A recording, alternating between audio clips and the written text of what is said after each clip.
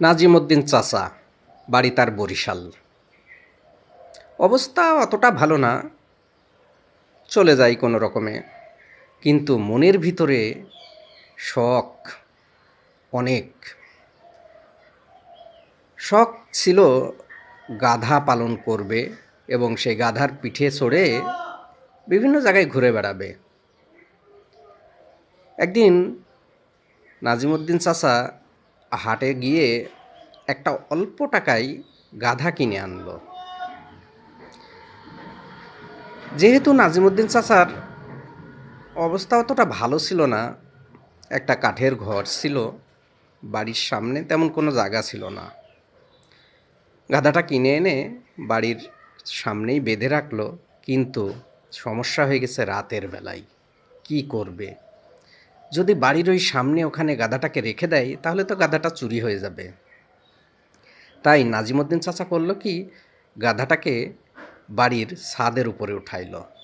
ওঠানোর পরে গাধা তো ছাদে উঠে সেই খুশি, লাফালাফি শুরু করেছে। এই দেখে নাজিমউদ্দিন চাচা ভাবলো যে গাধাকে তো ছাদে রাখা যাবে না, যেহেতু ঘর কাঠের, এই কাঠের ঘরে ছাদের উপরে যদি ও লাফালাফি করে তাহলে তো আমার কাঠের ঘরই ভেঙে যাবে। তাই চিন্তা ভাবনা করে নাজিমউদ্দিন চাচা গাধাটাকে নিচে নামানোর চেষ্টা করলো। অনেক টানাটানি করে, কিছুতেই নামে না গাধা।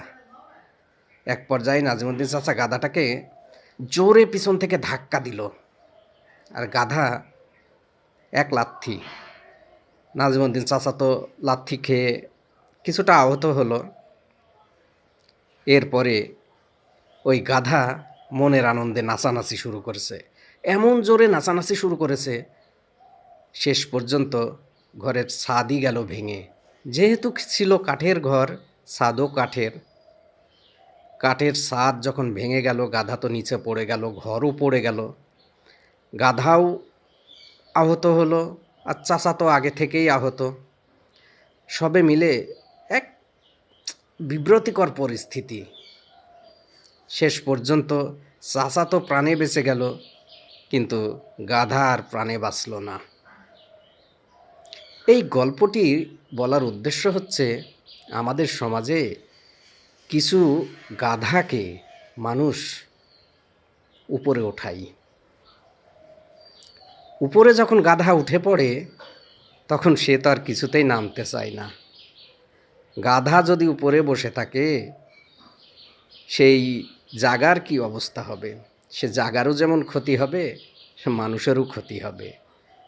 খুব সাবধান, গাধা জাতীয় মানুষগুলোকে কখনো উপরে ওঠাবেন না, তাহলে বিশাল ক্ষতির সম্মুখীন হবেন।